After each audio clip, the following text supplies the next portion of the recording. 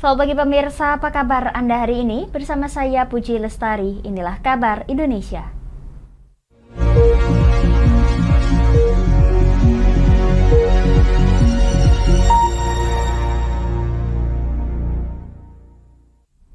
Pemirsa, Polresta Bogor Kota telah menetapkan 5 orang sebagai tersangka dalam kasus penerimaan peserta didik baru atau PPDB tahun 2023 tingkat SMP dan SMA di Kota Bogor.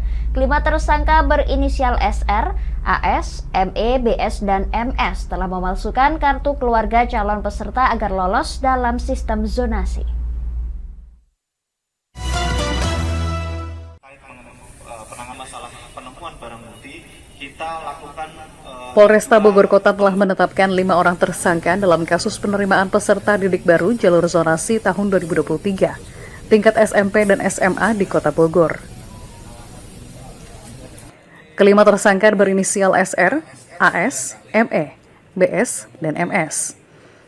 Kapolresta Bogor Kota Kombes Pol Bismo Teguh Prakoso mengatakan, para tersangka memalsukan kartu keluarga calon peserta PPDB agar lolos sistem zonasi. Tersangka SR, AS, dan ME mengaku telah memalsukan kartu keluarga calon peserta PPDB sebanyak 9 kali dengan biaya Rp13 juta per orang. Saat melancarkan aksinya, SR dibantu oleh AS dan ME untuk memalsukan kartu keluarga. Sementara tersangka BS dan MS mengaku telah membantu memalsukan 50 KK calon peserta dengan tarif 1,5 hingga 3,5 juta rupiah per orang. Tersangka ini mengganti tanda tangan dari Kadis Dukcapil, kemudian mengganti tanggal dikeluarkannya KK ini. Karena KK aslinya itu yang tanda tangan berbeda.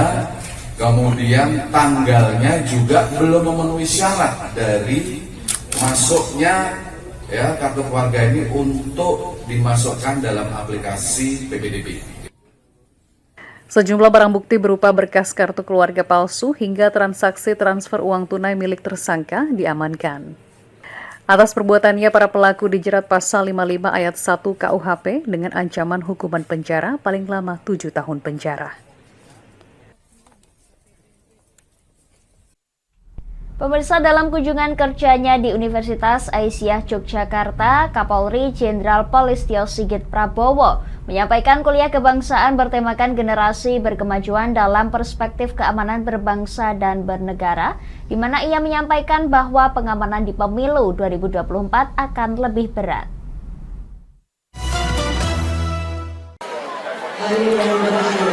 Pemilu 2024 didominasi Gen Y dan Gen Z, sehingga kedua kelompok generasi tersebut menjadi incaran partai politik peserta pemilu untuk mendulang suara.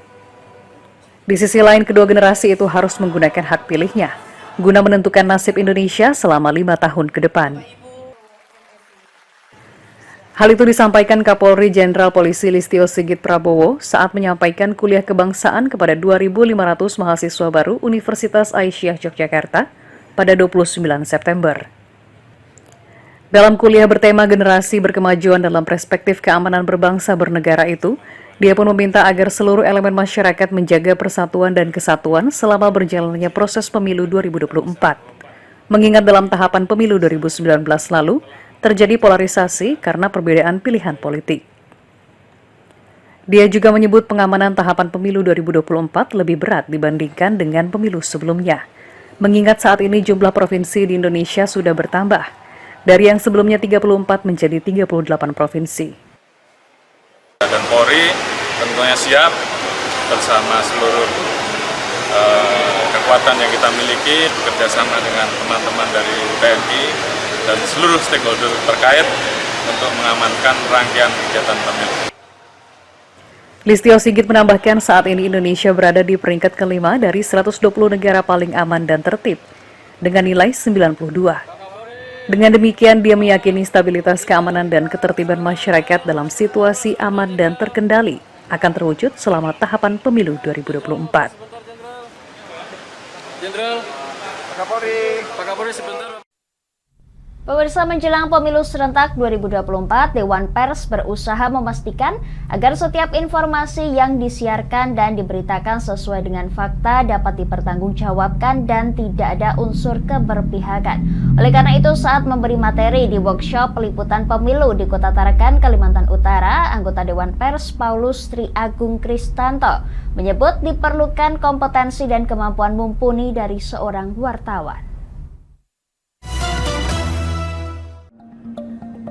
Ruang publik akan dipenuhi oleh informasi-informasi berkaitan dengan kepemiluan. Sebelumnya juga 2 periode menjadi anggota pemilu di Tarakan. Kepemiluan, tahapan-tahapan pemilu, ini juga isu-isu terkini terkait pemilu, apa yang bisa dan sebaiknya tidak dilakukan terkait dengan informasi kepemiluan. Ragu-ragu.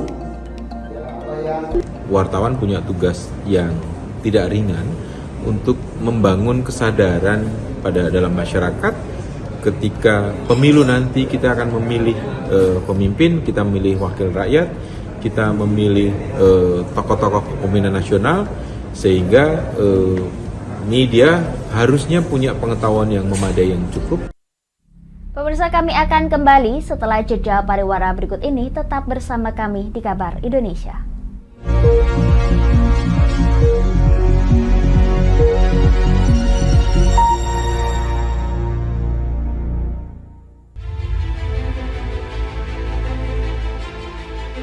Memberikan pinjaman uang kepada saya dengan bunga 8% per bulan. Membedah opini narasumber, menggali lebih dalam untuk mendapatkan perspektif baru yang lebih faktual. Masalahnya, nota perbaikan kapal itu semua ada di saya. Kenapa Tomo bisa menunjukkan? Demi mendapatkan informasi yang solutif dan terpercaya dalam Bedah Opini. Setiap Rabu jam 11 siang hanya di Lingkar TV.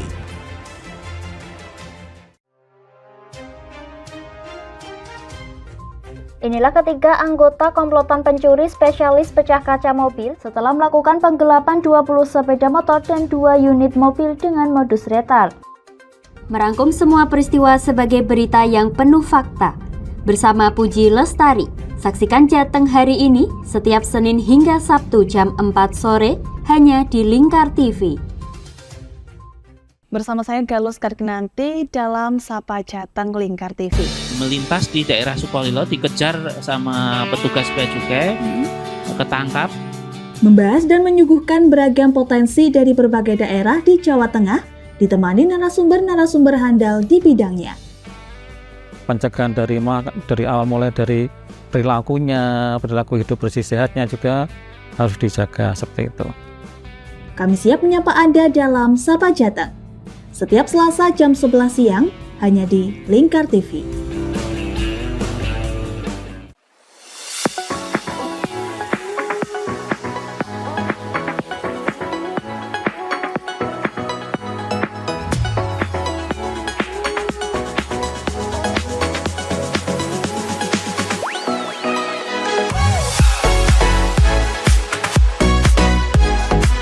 Dengan bangga kami mempersembahkan sebuah store busana muslim modern ya untuk masyarakat Jateng sini.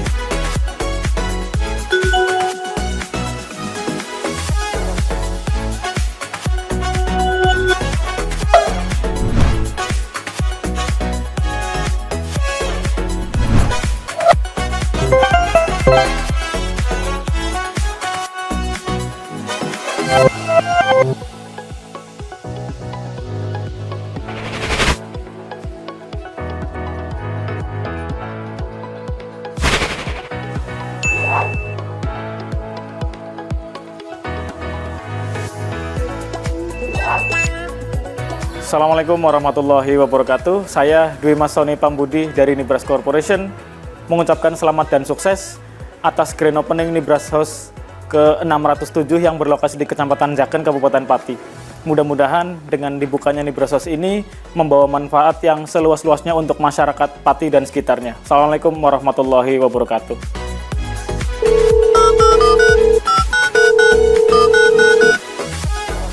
Selamat buat grand opening Nibras House Pati Jaken. Semoga usahanya bisa laris, bisa digemari banyak masyarakat di Jaker, tentunya berkah buat semuanya.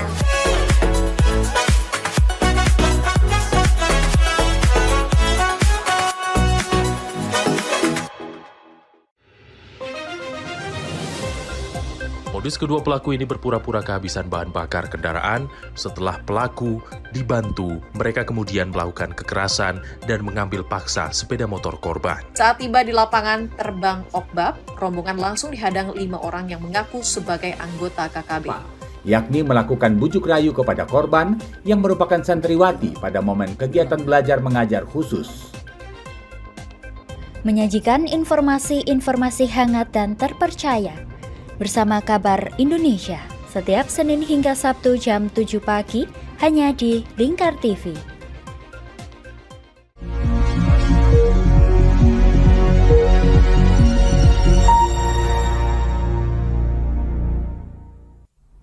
Anda masih menyaksikan Kabar Indonesia pemirsa, kita akan beralih ke Kota Kendal. Sejumlah petani di Kendal harus bekerja lebih keras untuk merawat tanaman di tengah musim kemarau saat ini.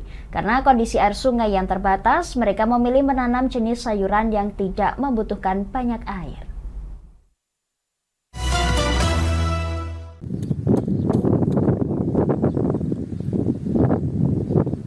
Untuk mengairi tanaman, petani harus mengambil air sungai menggunakan mesin pompa air dengan selang. Mereka melakukannya pada malam hari saat jalan sudah sepi agar selang air yang melintasi jalan tidak cepat rusak terlindas kendaraan. Sedangkan jenis sayuran yang mereka tanam antara lain kacang panjang, timun, terong, gambas, dan labu. Ada juga yang memilih jenis sayuran kangkung yang tidak membutuhkan banyak air. Siti petani di wilayah Brangsong mengatakan, untuk mencukupi kebutuhan air tanaman kangkung, suaminya harus mengambil air dari sungai yang berada di seberang jalan menggunakan mesin pompa air tiap 5 hari sekali. Airnya ya dari saluran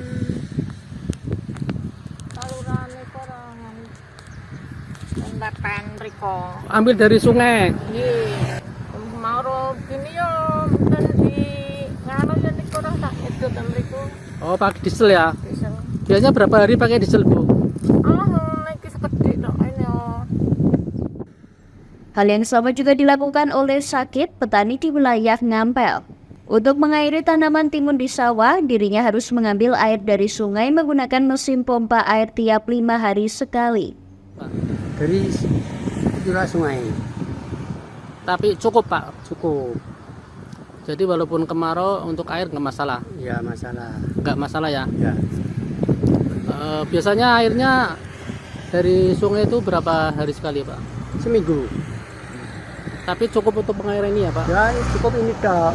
Kalau tidak memenuhi. Pada musim kemarau kondisi air sungai sangat terbatas. Bahkan untuk sungai irigasi tiap hari tidak mesti dialiri air.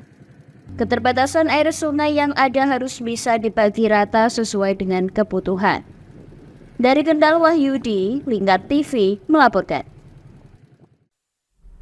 Pemirsa, proyek pembangunan jalan yang berada di perbatasan Desa Dresi dan Kaliori Rembang kini sudah berlangsung selama kurang lebih 1 bulan. Akibat dampak debu pembangunan jalan tersebut, para petani garam mereka mengaku mengalami kerugian hingga puluhan juta rupiah.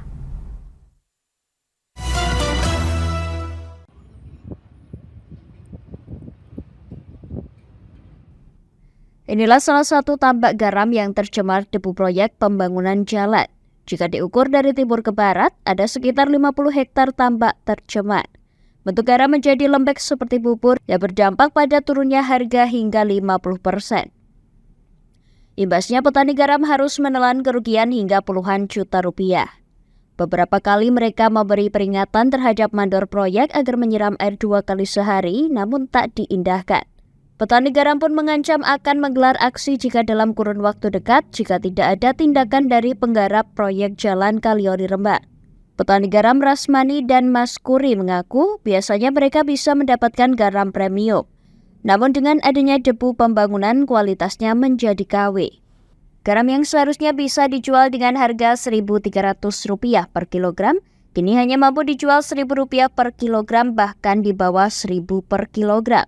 Kerugian yang dialami petani ditaksir mencapai puluhan juta rupiah. Bisa dipanen ini karena kena debu dari perbaikan jalan. Udah berapa lama Pak dengan dampak debu Pak? Ya setengah bulan lah. Pak, ini garamnya jadi seperti apa Pak ini Pak? Seperti lumpur. Udah bisa dipanen ya Pak? Bisa dipanen. Biasanya 3 hari bisa dipanen, ini selama 7 hari nggak bisa dipanen. Kalau 1 hari dapat panen berapa Pak biasanya Pak? Ya kurang lebih ya 1,5 ton lah. Kalau saat ini Pak? Alah paling ya 4 pintal, 3 pintal. Kalau pendapatan perharinya berapa Pak sebelumnya Pak? Sebelumnya ya sekitar ya kalau 3 hari itu 1 juta ya Pak ya. Pak, harapannya petani sendiri seperti apa Pak? Ya cepat-cepatlah diperbaikilah, ya tolonglah petani, merasa kecewa. Ini sangat banyak sekali tidak ada penyiraman. Ini hasil garam merosot dari 100% ke 50%. Udah berapa hari? Udah hampir 2 minggu lebih lah. Kalau kualitas garam seperti apa Pak saat ini Pak? Kualitas garam dari kemarin premium ini anjlok sampai kualitas terburuk nih, tidak bisa. Harganya juga anjlok, hasilnya juga anjlok 50%. Harapan petani tidak muluk-muluk agar ini jalan disirami lah minimal 1 hari 2 kali biar debu bisa berkurang. Ia juga berharap agar pihak penggarap mempunyai iktikat baik dengan melakukan penyiraman minimal 2 kali sehari. Dari Rembang, Vicky Rio, Lingkar TV melaporkan. Pemirsa, kami akan kembali setelah jeda pariwara berikut ini. Tetap bersama kami di Kabar Indonesia.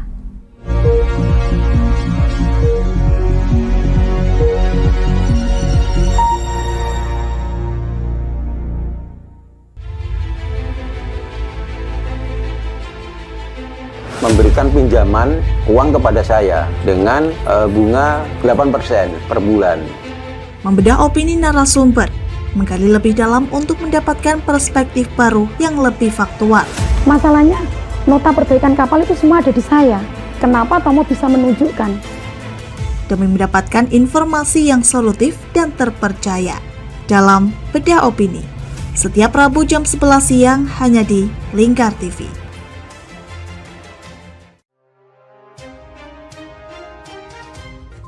Inilah ketiga anggota komplotan pencuri spesialis pecah kaca mobil setelah melakukan penggelapan 20 sepeda motor dan 2 unit mobil dengan modus retard. Merangkum semua peristiwa sebagai berita yang penuh fakta. Bersama Puji Lestari, saksikan Jateng hari ini setiap Senin hingga Sabtu jam 4 sore hanya di Lingkar TV. Bersama saya Galus Kargnanti dalam Sapa Jateng Lingkar TV. Melintas di daerah Sukolilo dikejar sama petugas bea cukai, ketangkap. Membahas dan menyuguhkan beragam potensi dari berbagai daerah di Jawa Tengah, ditemani narasumber-narasumber handal di bidangnya. Pencegahan dari awal mulai dari perilakunya, perilaku hidup bersih sehatnya juga harus dijaga seperti itu. Kami siap menyapa Anda dalam Sapa Jateng. Setiap Selasa jam 11 siang hanya di Lingkar TV.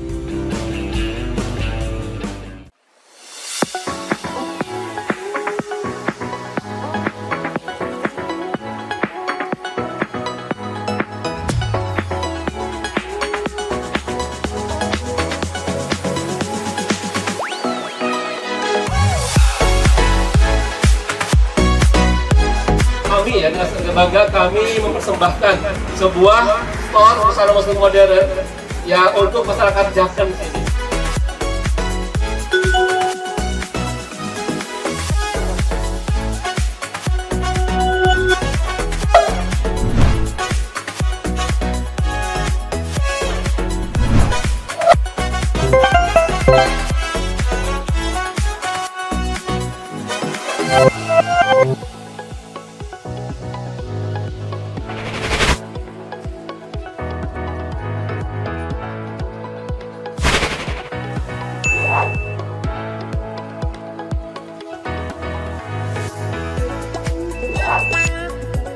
Assalamualaikum warahmatullahi wabarakatuh. Saya Dwi Masoni Pambudi dari Nibras Corporation mengucapkan selamat dan sukses atas grand opening Nibras House ke-607 yang berlokasi di Kecamatan Jaken, Kabupaten Pati.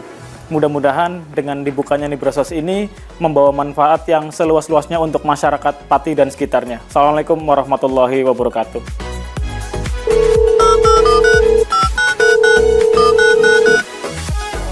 Selamat buat grand opening Nibras buat di Jaken. Semoga usahanya bisa laris, bisa digemari banyak masyarakat di Jaken. Tentunya berkah buat semuanya.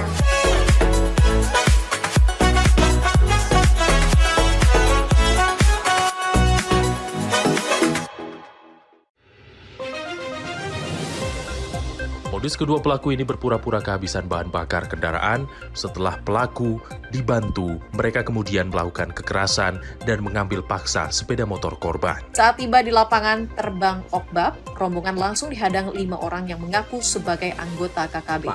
Yakni melakukan bujuk rayu kepada korban yang merupakan santriwati pada momen kegiatan belajar mengajar khusus.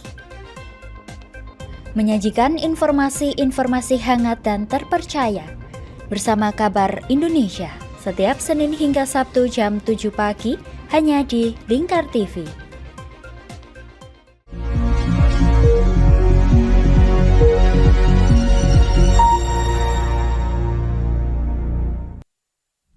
Pemirsa, kita akan bergeser ke Banda Aceh. Pemerintah Provinsi Aceh merenovasi beberapa venue Stadion Harapan Bangsa yang akan digunakan pada perhelatan PON ke-21 tahun 2024. Pembangunan direncanakan rampung pada pertengahan tahun 2024.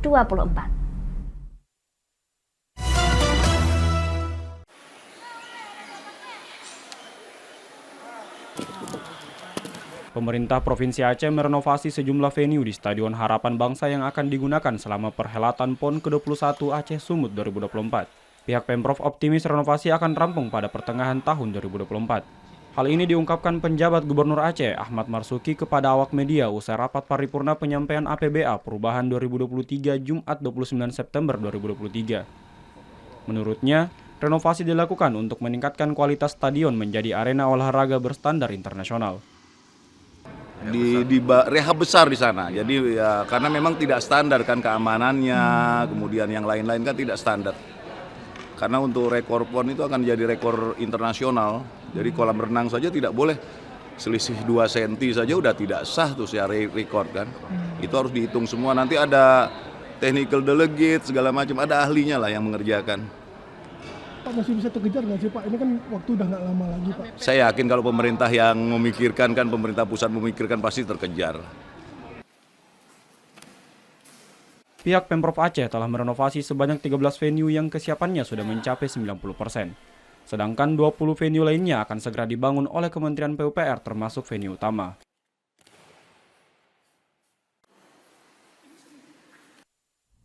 Pemirsa, setelah tur ke sejumlah negara, pameran boneka Jepang Ningyo Art and Beauty of Japanese Doll hadir di kota Denpasar mulai 30 September hingga 15 Oktober 2023 di Kuskus Galeri Bali. Pameran ini menghadirkan beragam boneka tradisional dan modern sebagai penyebaran kebudayaan masyarakat Jepang. Pameran boneka Jepang ini sekaligus merayakan 65 tahun hubungan diplomatik Indonesia dengan Jepang.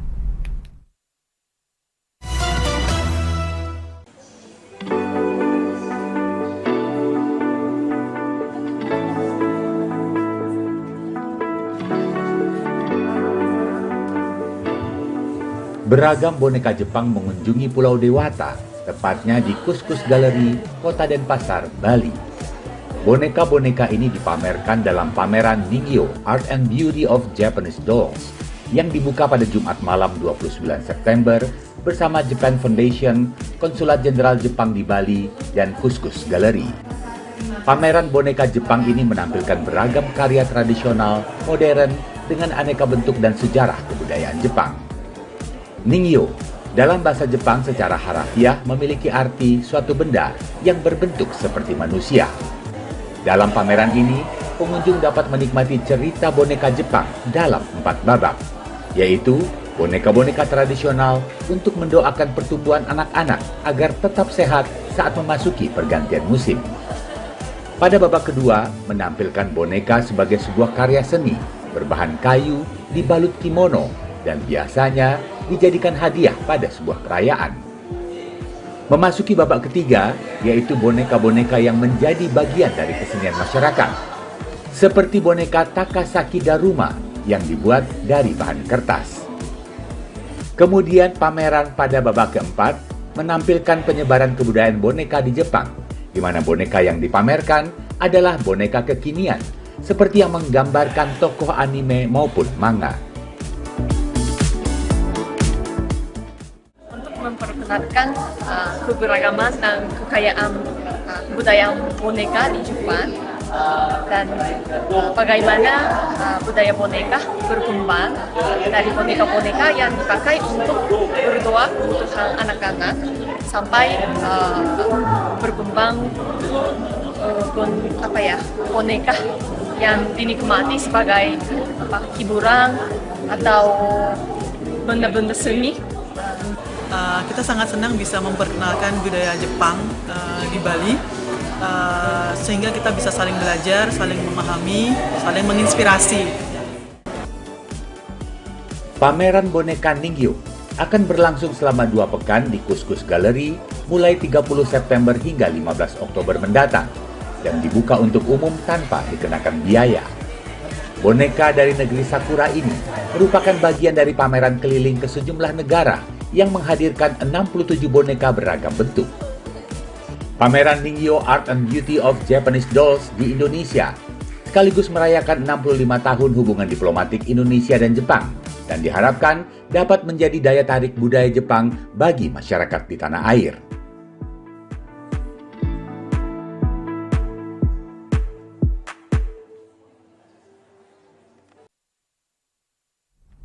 Demikian kabar Indonesia pemirsa, nantikan kabar Indonesia selanjutnya hanya di Lingkar TV. Saya Puji Lestari pamit dari hadapan Anda, selamat melanjutkan aktivitas Anda, selamat pagi dan sampai jumpa.